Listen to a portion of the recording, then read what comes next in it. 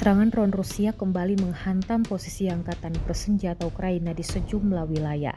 Operasi yang dilakukan menggunakan drone FPV itu dilaporkan berhasil menghancurkan kendaraan, pusat kendali, serta personel militer Ukraina di Belitsko, Krasnomersko, dan Shevchenko.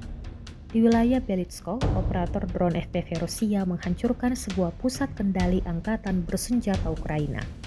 Sementara itu di Krasnomersko, sebuah mobil militer Ukraina dilaporkan terbakar akibat serangan langsung oleh drone. Serangan berlanjut di Shevchenko, di mana drone Rusia menghancurkan sebuah kendaraan jenis Segway dan menargetkan sekelompok personel Ukraina yang berada di lokasi tersebut. Akibat serangkaian serangan ini, peralatan dan personel angkatan bersenjata Ukraina dilaporkan mengalami kerusakan signifikan, gangguan terhadap jalur pasokan, dan kemampuan manuver pasukan Ukraina yang tak terhindarkan. Rekaman tersebut diunggah melalui Telegram Rabu 4 Februari 2026.